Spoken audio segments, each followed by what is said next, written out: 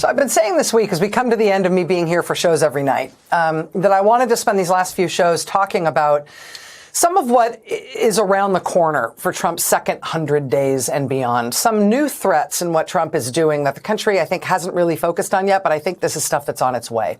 On Monday night, we talked about the first thing I really wanted to raise a flag on, which is this military zone Trump has created on the border where active duty U.S. troops have been given legal authorization to arrest U.S. citizens and search U.S. citizens on U.S. soil. That is not something the American military is supposed to do. Second thing we talked about last night, which is all of these immigration-related powers being turned against U.S. citizens, agents smashing up the house of a U.S. citizen and her daughters in Oklahoma City, U.S. citizens getting letters from the government to leave the country, U.S. citizens being arrested and held in immigration prisons, U.S. citizen children being sent out of the country. This is something that is already happening here. This is not a slippery slope to worry about in the future. It's already happening. But here's the third thing I wanted to raise. It's something that we sort of just, I think, haven't really gotten our heads around it yet. And it relates to DOGE and Elon Musk and what he's done in Washington. But it's the sort of black box at the center of whatever he has been doing in Washington. We know that DOGE is not about saving money, because even the amount of money that they claim to have saved, it's barely more than the amount of money they are thought to have wasted with the way they have behaved in Washington. There's been a ton of embarrassing and really indefensible mistakes that Musk and the DOGE team have made. But those mistakes, no matter how much publicity they get and how often they need to be reversed, it hasn't led them to stop making those mistakes. They haven't course corrected on any of that. So it seems like maybe they're not even viewing those things as mistakes.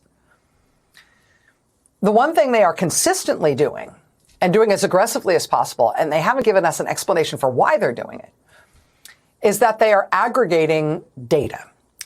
It is a huge data grab from what appears to be every agency in the government. And that really appears to be their only consistent priority, the only thing they are consistently and aggressively doing everywhere they insert themselves. What is that about? Why are they doing that?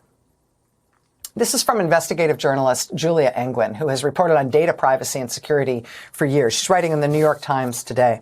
She says, quote, DOGE is assembling a sprawling domestic surveillance system for the Trump administration, the likes of which we have never seen in the United States. Over the past 100 days, DOGE teams have grabbed personal data about U.S. residents from dozens of federal databases and are reportedly merging it all into a master database.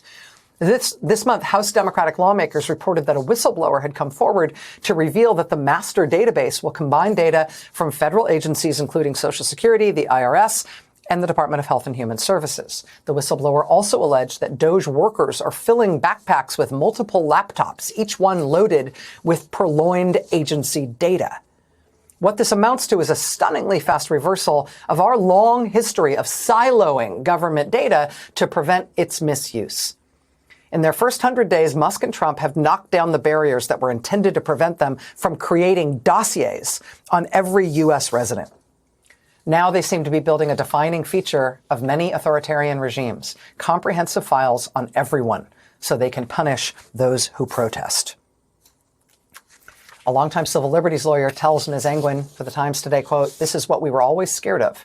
The infrastructure for turnkey totalitarianism is there for an administration willing to break the law.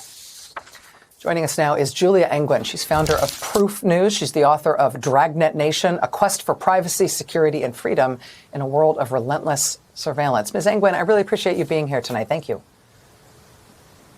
Thanks for having me. So I think that your op-ed is really helpful. I'm not any more tech savvy than the average bear, but I have found myself increasingly worried about what we don't know about why DOGE is assembling data the way they are and what they are planning to do with it. For an audience that may not be totally familiar with surveillance technology and the kind of privacy protections that you're so well versed in, can you explain in just layman's terms what you're most worried about here? Well, what I'm worried about is the fact that the federal government has incredibly sensitive data about us, and we never really think about it, right? We send in our IRS returns, and that every penny we've spent and everything we've earned, we file an unemployment claim benefit, we get a social security check. And all those things are separate, and we deal with separate agencies. And never before has the government contemplated putting them all in one place. But that's what DOGE is doing. And the thing is that the reason that governments want to do that usually is they want to build these comprehensive dossiers on people. So essentially, the thing that authoritarians really like is they want to be able to say with a snap of a finger, I don't like this person, let's find something on him. And if they have to go to 6, 10 agencies to figure out that thing, that's hard. They want it all in one place. So they want to be able to just get something on you. China is sort of the example that does this. They have these master files that they have on every citizen that are everything that they've ever done. It's called social credit scores. They have, and they use it to punish dissent. And I'm very worried that that's where we're going. We have a president who's been really outspoken about he wants revenge on his political enemies, and we have somebody collecting data about everyone so that he can go after his enemies. You write really, I think, articulately and clearly about the privacy laws and the sort of inherent safety structures that are built into siloing data the way that you're describing, so it can't be easily combined. But if the type of one-stop shopping master database is being compiled here, is U.S. privacy law powerless against it? I mean, could legal action force the dismantling of something like that, or would it effectively be beyond the law?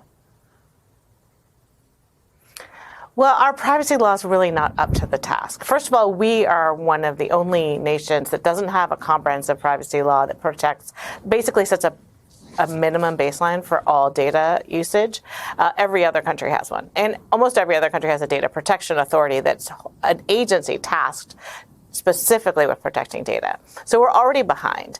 But then if you look at the law that specifically applies to the federal government data, the Federal Privacy Act, it was passed in 1974 basically under a thought that, like, we would have good faith actors who would be making sort of maybe a mistake with data, but not acting malevolently. So there's really no fines. I mean, minimum fines. There's very little remedies. Basically, the remedy is you go to the court and say, they took my data, they were wrong, I want it corrected. Sort of like the idea was more like correcting your credit score or getting your name changed.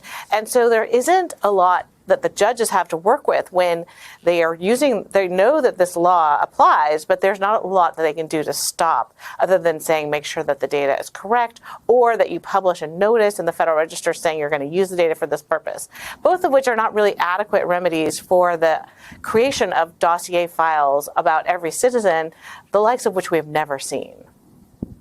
Yeah, which just highlights the need to have a political response to this that creates a political cost for those who are trying to do it. First step toward that is understanding what they're doing. And I think your work on this has really helped me at least understand what the threats are and what the parameters of this are. So Julia Engwin, investigative journalist, thank you so much for your writing on this, and thank you for your time tonight. Thank you. All right. Much more news ahead here tonight. Stay with us.